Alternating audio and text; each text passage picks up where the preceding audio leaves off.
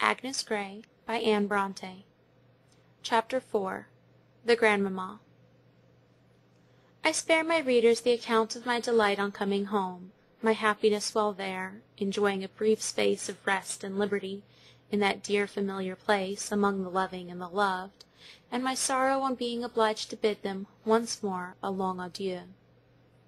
I returned, however, with unabated vigour to my work, a more arduous task than anyone can imagine, who has not felt something like the misery of being charged with the care and direction of a set of mischievous, turbulent rebels, whom his utmost exertions cannot bind to their duty, while, at the same time, he is responsible for their conduct to a higher power, who exacts from him what cannot be achieved without the aid of the superior's more potent authority, which, either from indolence or the fear of becoming unpopular with the said rebellious gang, the latter refuses to give.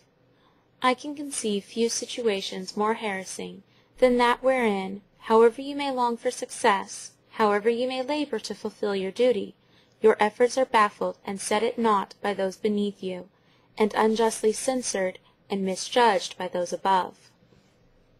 I have not enumerated half the vexatious propensities of my pupils, or half the troubles resulting from my heavy responsibilities, for fear of trespassing too much upon the reader's patience, as perhaps I have already done, but my design in writing the last few pages was not to amuse, but to benefit those whom it might concern.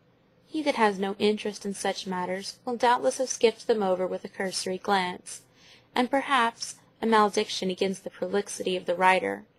But if a parent has, therefrom, gathered any useful hint, or an unfortunate governess received thereby the slightest benefit, I am well rewarded for my pains. To avoid trouble and confusion, I have taken my pupils one by one, and discussed their various qualities, but this can give no adequate idea of being worried by the whole three together, when, as was often the case, all were determined to be naughty and to tease Miss Grey, and put her into a passion. Sometimes, on such occasions, the thought has suddenly occurred to me, if they could see me now, meaning, of course, my friends at home, and the idea of how they would pity me has made me pity myself, so greatly that I have had the utmost difficulty to restrain my tears. But I have restrained them, till my little tormentors were gone to dessert, or cleared off to bed, my only prospects for deliverance, and then, in all the bliss of solitude, I have given myself up to the luxury of an unrestricted burst of weeping. But this was a weakness I did not often indulge.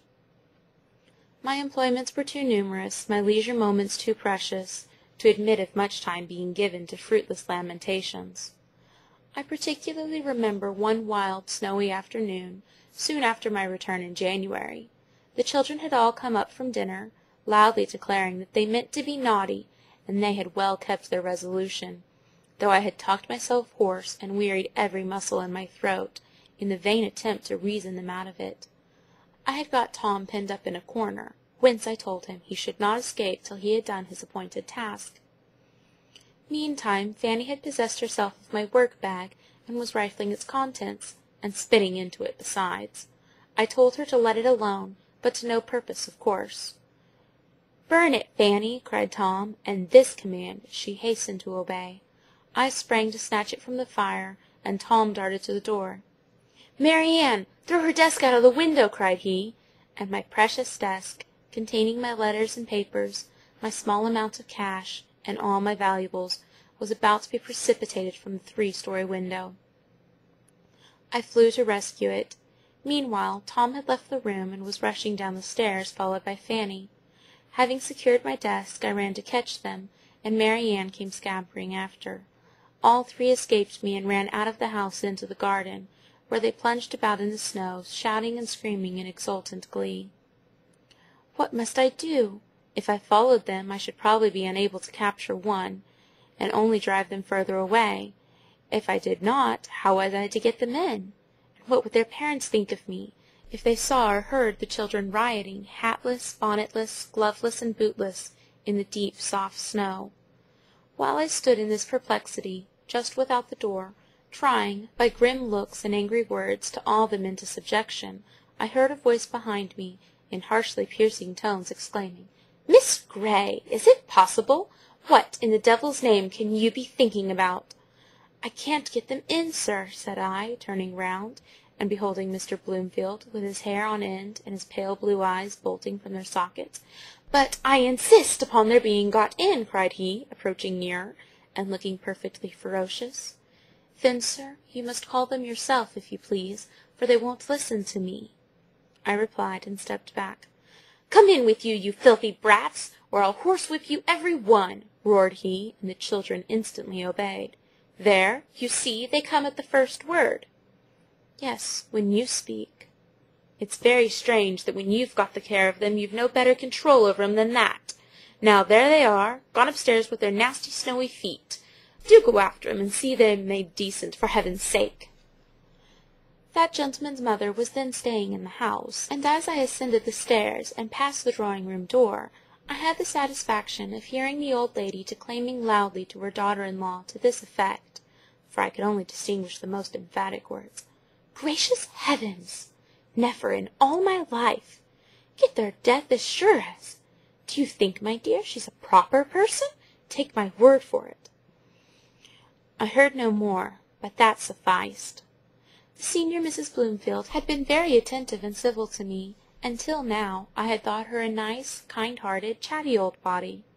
She would often come to me and talk in a confidential strain, nodding and shaking her head, and gesticulating with hands and eyes, as a certain class of old ladies are wont to do, though I never knew one that carried the peculiarity to so great an extent. She would even sympathize with me for the trouble I had with the children, and express at times, by half-sentences, interspersed with nods and knowing winks, her sense of the injudicious conduct of their mamma in so restricting my power, and neglecting to support me with her authority.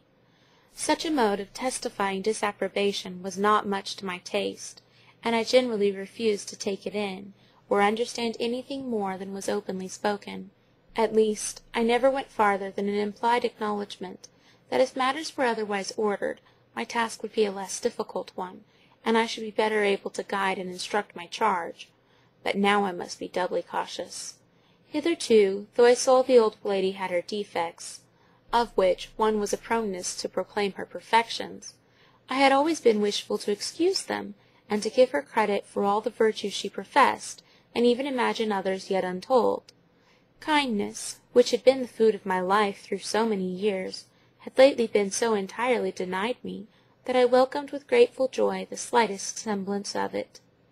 No wonder, then, that my heart warmed to the old lady, and always gladdened at her approach, and regretted her departure. But now the few words luckily or unluckily heard in passing had wholly revolutionized my ideas respecting her. Now I looked upon her as hypocritical and insincere, a flatterer and a spy upon my words and deeds. Doubtless it would have been my interest still to meet her with the same cheerful smile and tone of respectful cordiality as before, but I could not if I would. My manner altered with my feelings, and became so cold and shy that she could not fail to notice it. She soon did notice it, and her manner altered too. The familiar nod was changed to a stiff bow. The gracious smile gave place to a glare of Gorgon ferocity. Her vivacious loquacity was entirely transferred from me to the darling boys and girls, whom she flattered and indulged more absurdly than ever their mother had done.